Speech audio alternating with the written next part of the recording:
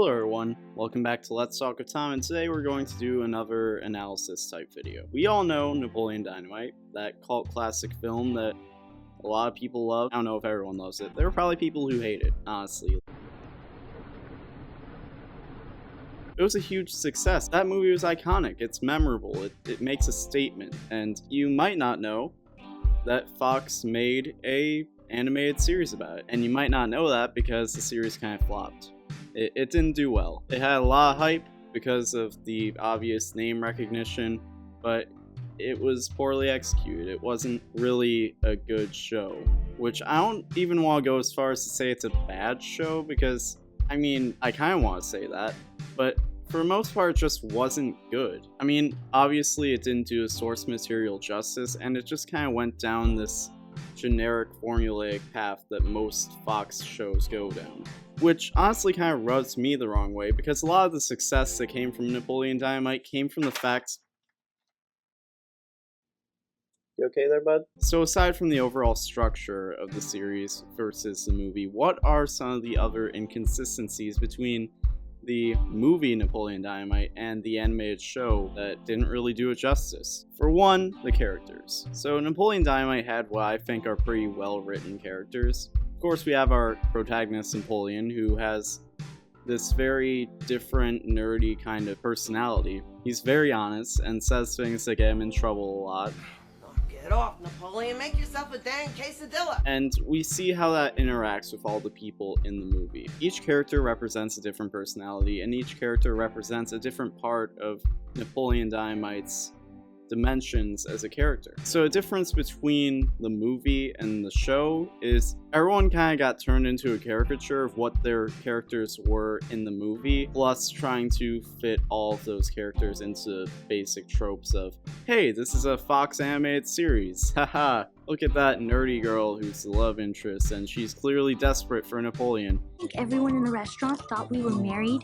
Even though she wasn't really all that desperate. In fact, she acted pretty indifferently throughout the entire film. And yeah, she clearly had feelings for Napoleon, but that wasn't desperate. And then you had Uncle Rico, which, you know, he was a caricature to begin with, and now it's like, hey, let's use him as a source of comedy, huh? And then Pedro, that went in a direction I just didn't understand. Like, I was just completely like, what are you even doing with this character? Like, for every character, the likeness was there, and then faded on as, like, they developed the characters more into these tropes. Now on to my second point, the focus. The focus of the movie, there weren't really any main objectives, there's just things that happened, and just Napoleon's life going on and moving, very mundanely.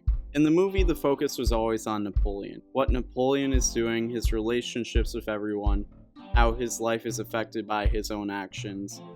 And in the show, it's just kind of what you would expect. It went from, hey, this is the mundane life of Napoleon, to, hey, here's the wacky adventures of Napoleon and his friends, which, like, I don't know. It didn't work out. It wasn't well done at all. It wasn't well received, it wasn't well executed, it was just kind of poorly done. Like, it just felt like same old. It didn't feel like Napoleon Dynamite, and that moves into the next point, tone and setting. What is the setting of this show? Like, I guess it's the same as the movie, but it definitely doesn't feel the same. A big focal point for Napoleon Dynamite, the movie, was that it was painting a picture of the life of this nerdy teenager who lives in this very rural area. That kind of set the stage for, hey, this is just about interaction, it's just about relationships, that's all it's about. It's about the people in the story, and less about where the story takes place. Even though the setting is relevant, and the story kind of depends on it, its use is very passive, and its purpose is to be passive, whereas, again, same old Fox animated series, everything has to be an adventure. Like, you can't just take time to focus on the characters, they have to be going on some sort of big thing, you know, there has to be something happening. Which doesn't really serve Napoleon Dynamite well, because in the movie, there isn't really anything happening. You have a dance, you have a talent show.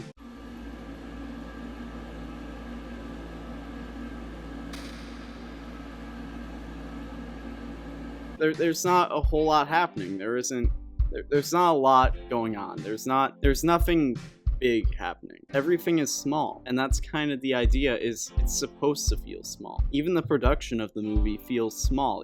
It almost feels like a home movie. And like I said, a big thing about this film that people love is the fact that it's not as much a movie as it is a painting.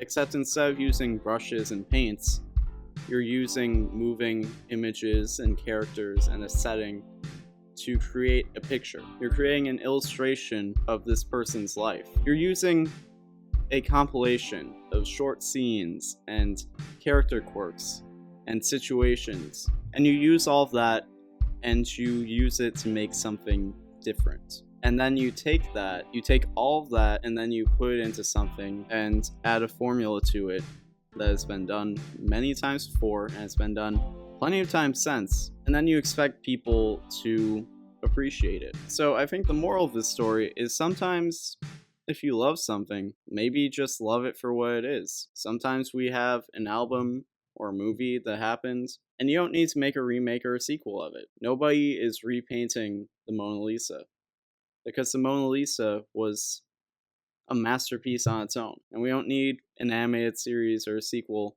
or any type of continuation to appreciate a movie like Napoleon Dynamite.